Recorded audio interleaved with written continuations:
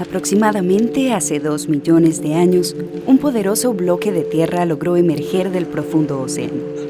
Un punto caliente, originado por el vulcanismo, abrió paso al único afloramiento rocoso de la cordillera volcánica submarina del Coco, que se extiende desde las Islas Galápagos hasta las costas pacíficas del sureste de Costa Rica. Este punto alto en el mar es un volcán apagado, con una selva de profundos barrancos envueltos en niebla y estruendosas aguas moviéndose a través de ríos y cascadas. Una misteriosa isla cuyo silencio guarda miles de historias. Historias sobre la evolución de las especies acuáticas y terrestres.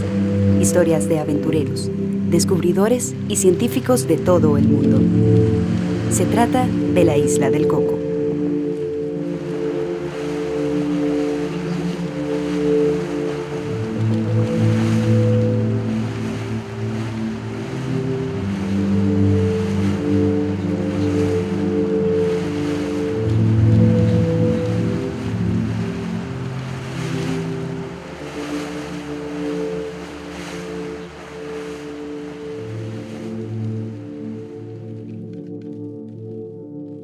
La isla de 24 kilómetros cuadrados cuenta con 4 bahías principales: Wafer, Chatham, Iglesias y Weston.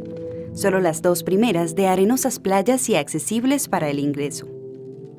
Se dice que la isla del Coco fue descubierta por el navegante Joan Cabezas en 1526. Aunque de este dato no se tiene certeza, en la Historia General de las Indias aparecen algunos de sus relatos. La primera representación geográfica de la isla del Coco aparece en el Mapamundi de Enrique II de Francia del año 1542. Este consignó las exploraciones de América para ese entonces y lo dibujó el cartógrafo francés Nicolas Desliens.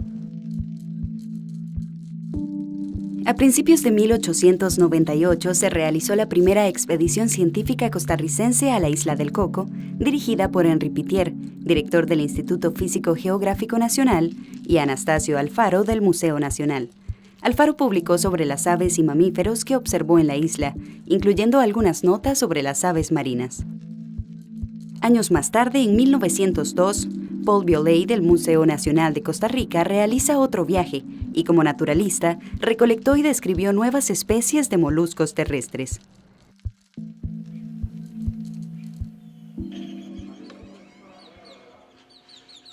A partir de 1980, las expediciones universitarias inician su trayectoria. El Centro de Investigación en Ciencias del Mar y Limnología CIMAR de la Universidad de Costa Rica, junto con la Universidad Nacional, generan nuevos datos sobre la biología terrestre y marina de la isla, así como la interacción del océano y la atmósfera. A continuación, conoceremos parte de este trabajo científico que realizan las universidades públicas costarricenses. Las corrientes marinas que llegan a la isla del Coco afectan su clima. Según la época del año, su dinamismo cambia. Uno de los factores determinantes es la llamada zona de convergencia intertropical. Una de las principales tareas que ha asumido el equipo científico es recolectar y sistematizar con frecuencia datos sobre el clima, para poder conocer el impacto de la variabilidad climática y validar la información obtenida mediante otras metodologías. Y estas variables las medimos porque dentro del estudio que estamos haciendo de los sistemas oceanográficos es muy importante estudiar también la parte atmosférica, puesto que una de las fronteras de este componente del océano, del sistema climático, es la atmósfera. Y entonces hay procesos de interacción entre el océano y la atmósfera, y para cuantificar estos procesos nosotros debemos medir las diferentes variables atmosféricas que podemos hacer con una estación meteorológica. Las estaciones meteorológicas instaladas en la isla son portables para asegurar su transporte y movilidad. Funcionan con paneles solares durante el día y en la noche con baterías. De esta forma, la captura de datos es constante. Se reciben todos los datos que capturan los sensores, como presión atmosférica, temperatura, humedad, precipitación, radiación global, radiación ultravioleta y dirección del viento. Esto básicamente sirve para después integrarlo al resto de los componentes, por ejemplo a la parte de oceanografía física para ver el comportamiento de las corrientes superficiales y además de eso poder cuantificar, que es muy importante para la parte biológica, por ejemplo del plancton, procesos de mezcla, al nosotros tener una medición, por ejemplo, de la velocidad del viento. Entonces eso nos va a permitir dar una mejor explicación de los sistemas oceanográficos existentes en la isla del Coco. De vuelta a los laboratorios del Centro de Investigaciones Geofísicas, los datos son procesados para hacer mediciones y comparaciones. Como resultado de la aplicación de modelos predictivos basados en información global recibida en el CIGEFI, es posible comparar con los datos recolectados en la isla y completar el sistema de monitoreo. Estos estudios sustentan y renuevan información de la isla y aportan valiosos hallazgos a las demás investigaciones que se realizan.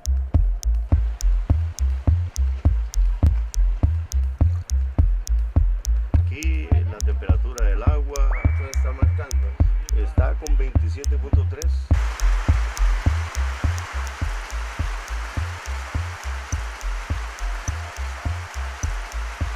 Cuando las corrientes de la zona de convergencia intertropical se desplazan hacia el norte, la contracorriente ecuatorial se intensifica y provoca un mayor flujo de agua proveniente de Polinesia y Oceanía. Esta es la razón de la presencia de organismos indopacíficos en la isla, como algunos invertebrados, peces, corales y plancton. En las aguas de la isla del Coco se desarrolla gran parte de las investigaciones científicas sobre la interacción océano-atmósfera. Determinar la física del océano permite conocer su dinámica y comportamiento en relación con el Pacífico tropical oriental. Mi trabajo en oceanografía física consiste en estudiar la dinámica en general de la isla. ¿Qué significa dinámica? Significa estudiar las corrientes y cómo cambia la estructura de la columna de agua. Eso quiere decir que estudiamos parámetros físicos como temperatura, salinidad, oxígeno disuelto, cantidad de clorofila y cómo se distribuye esto en la columna de agua y cómo varía en el tiempo. Usamos también un CTD que se llama, lo que mide el CTD es temperatura, salinidad, profundidad, clorofila, fluorescencia y turbidez del agua. Y entonces lo que hacemos son transeptos alrededor de la isla donde hacemos mediciones espaciadas en ese transepto y así sabemos cómo varía esas características del agua desde la costa hasta por lo menos la plataforma insular de la isla, que son unos 200 metros de profundidad. Los sondeos exploratorios que se realizan en estas aguas y en los montes submarinos alrededor de la isla se analizan en el laboratorio. Así es posible conocer las características del agua y su patrón de corrientes.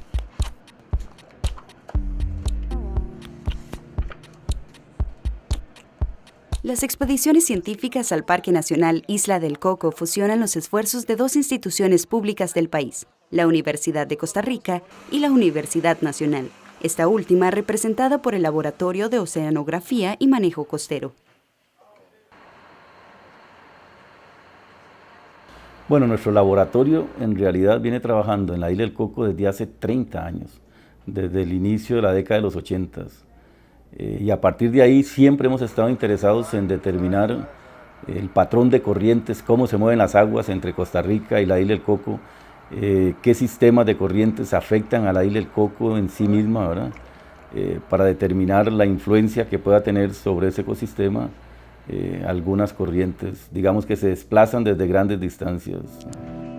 Los muestreos que realizan el AUCOS y el CIMAR permiten conocer la conductividad, temperatura, fluorescencia y otros componentes cuyos datos se toman en columnas de agua a lo largo de diferentes trayectos, desde Cabo Blanco en Punta Arenas hasta la isla del Coco y sus 4 bahías. Gracias a esto, se entiende el comportamiento de las aguas oceánicas y es posible conocer su sistema de corrientes. La pregunta que uno se haría es, ¿por qué es importante hacer estos estudios, verdad? ¿Por qué desde hace 30 años estamos nosotros siempre encima de este tipo de trabajo? La respuesta es muy simple. Entre la isla del Coco y Costa Rica fluyen una serie de corrientes que vienen desde la parte oeste del Océano Pacífico, que transportan nutrientes, transportan flujos de calor que son muy importantes para los ecosistemas marinos que encontramos en estas regiones.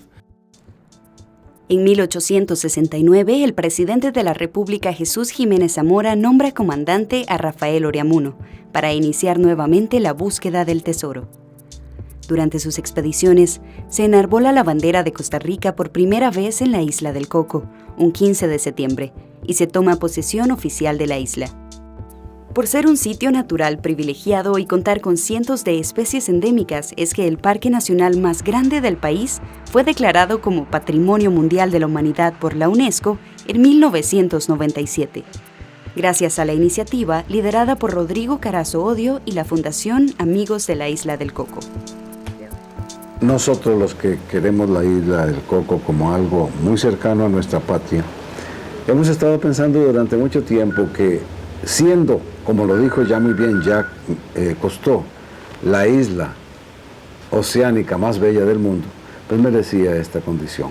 Y a su vez, los costarricenses debemos sentirnos muy orgullosos de que el mundo entero la admire. Lo hice inmediatamente un mes después de estar en el gobierno, porque apenas gané las elecciones, un grupo de gente de los Estados Unidos vino a proponer la construcción de un casino, lo cual, pues además de un insulto, era también un aviso de que eso podía suceder en el futuro y era mejor evitarlo.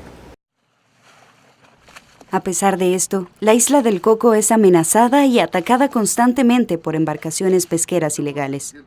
Y aunque se hace un gran esfuerzo para mitigar el problema, es necesario mejorar las políticas de vigilancia y protección. El grupo multidisciplinario necesita coordinar muy bien sus acciones y prepararse con el equipo necesario para que la toma de muestras sea exitosa. Para esto, la expedición científica cuenta con un especialista en operaciones marinas. Bueno, mi experiencia en la Isla del Coco es la colaboración para que todos los proyectos que se realizan en esta expedición salgan de la mejor manera. Yo doy apoyo a la gente de física, doy apoyo a la gente de química, doy apoyo a los biólogos que trabajan en corales. Para la conservación de los recursos y la biodiversidad de la isla, es determinante conocer las unidades más pequeñas suspendidas en el agua, el plancton, cuya variedad muchas veces supera la diversidad en los ecosistemas terrestres. Ahora vamos a hacer unos muestreos sobre parches de arrecife coralino en Bahía Waifer, utilizando diferentes redes de plancton. Cada red va a tener un tamaño de poro diferente, entonces va a tener una capacidad diferente para capturar organismos de diferente tamaño.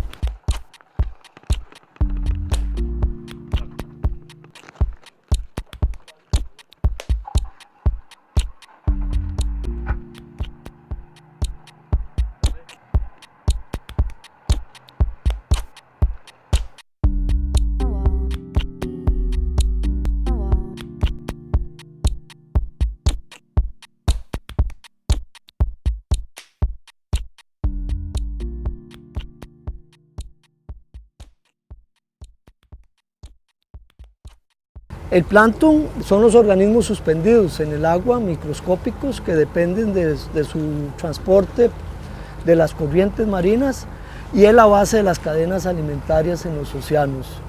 La gran mayoría de organismos en sus etapas larvales, invertebrados como moluscos, como crustáceos o incluso vertebrados como peces, sus estadios larvales se alimentan de plancton.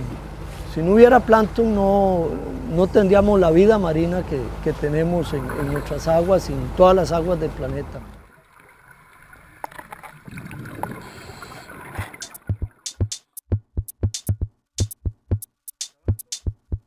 La distribución geográfica y la diversidad de especies de este plancton demuestran el proceso evolutivo geológico de los océanos. El fitoplancton, al consumir dióxido de carbono, puede convertirse en un regulador de este compuesto en la atmósfera y el mar.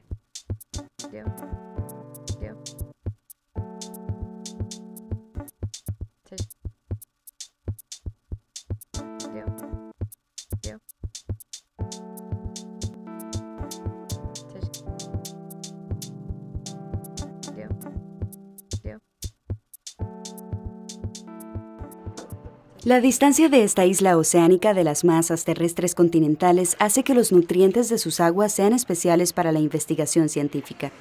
En estas enormes masas acuáticas se encuentran los fertilizantes marinos, alimento del plancton. La disciplina encargada de estudiar estos nutrientes, así como las variaciones estacionales de los parámetros físico-químicos, es la oceanografía química. Los parámetros físico-químicos es un término que se refiere a la temperatura, la salinidad y a la concentración de oxígeno disuelto, la concentración de materiales en suspensión. Fundamentalmente, estas son en realidad variables que se estudian en oceanografía que tienen una influencia muy importante en los organismos. Está también relacionado con las corrientes marinas. Entonces es muy importante tener el conocimiento en qué ámbito se encuentran estos valores de salinidad, de temperatura. Y no solamente es en la superficie, sino que es en la columna de agua. Entonces nosotros, determinando eso, vamos a conocer cuáles son las influencias que está recibiendo la isla de esas masas de agua. Este laboratorio acondicionado en la embarcación cuenta con las condiciones adecuadas para filtrar las muestras de agua y separar las microalgas.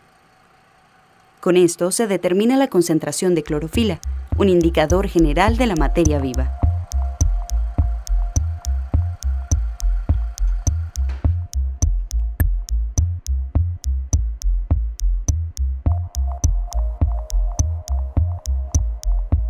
Las aguas filtradas se congelan y se llevan a los laboratorios de química en el CIMAR, donde se aplica un protocolo para comprobar la concentración de nitratos, nitritos, fosfatos, silicatos y amonio, los fertilizantes marinos.